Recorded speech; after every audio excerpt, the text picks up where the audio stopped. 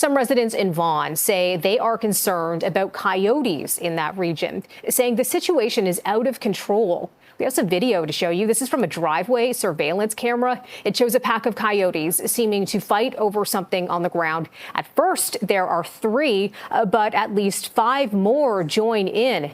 The problem seems to be most concentrated in the Thornhill area of Vaughan. Of the 386 coyote sightings in the city so far this year, 240 have been in that area, and it's up 77 2 years ago. Up from 77 2 years ago.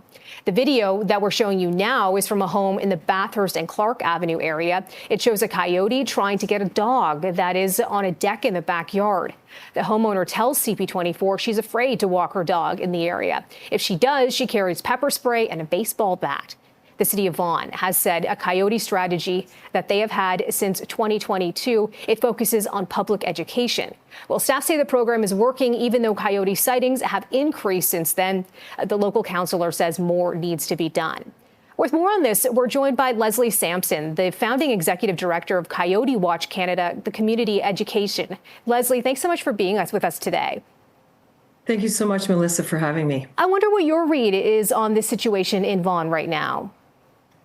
Yeah, I mean, you know, there's changes in communities. Ward 5 seems to be a bit of a hot spot at the moment. That family that you were looking at, they're related.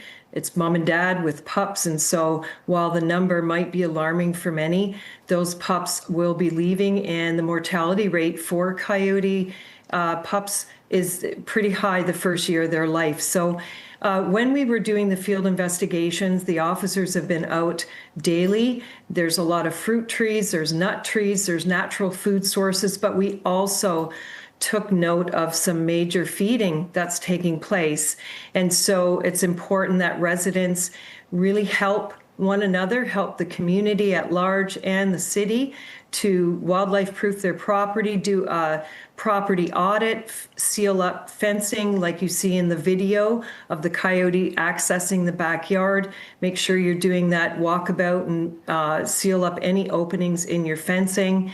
And it's not uncommon for wildlife such as coyotes and other species to share spaces with us in our communities. It's a matter of managing the attractants and then addressing issues when those boundaries, those healthy and safe boundaries, diminish because of food resources and loss of habitat. You know, we heard from Vaughan's mayor, Stephen Del Duca, saying he's never seen a situation like this before. You mentioned some of the factors that might be attracting coyotes.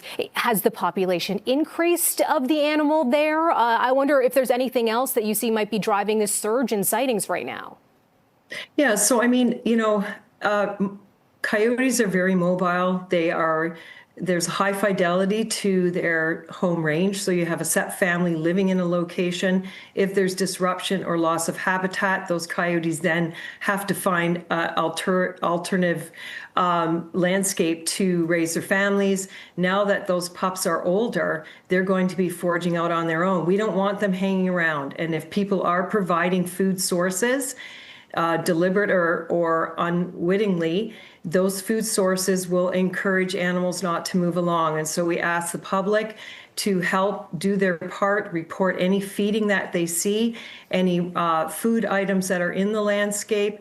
They will be looking at addressing the fruit trees. All the fruit now is on the ground. All the nuts are on the ground. Those are food sources for smaller prey species, which are, of course, food for birds of prey and canids like fox and coyotes. It's something else we're hearing from City Council in Vaughan. They're looking into the possibility of hiring trappers that would then remove the coyotes, move them to a different area. Is that the kind of solution that you think Vaughan needs right now?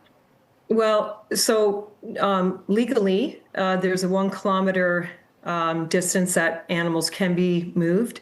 We don't support the removal and relocation of wildlife, no matter what the species is.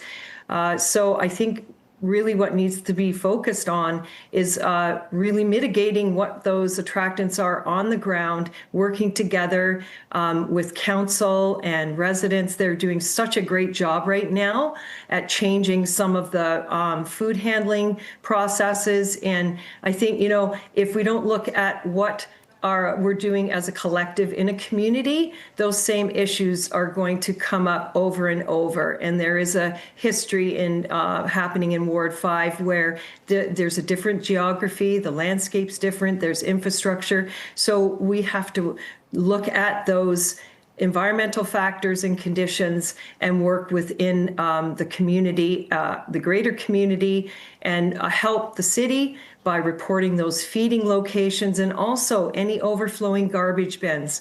But like I said, the community in Vaughan, they're really pulling together and using aversion conditioning to get coyotes to move away from their property, but they're also doing their part in handling their garbage properly and, not putting it out the night before, because we did see some skunks accessing garbage bags at the side of a residential area. Well, this is certainly a story we're going to continue to follow. Lesley Sampson, thanks so much for joining us.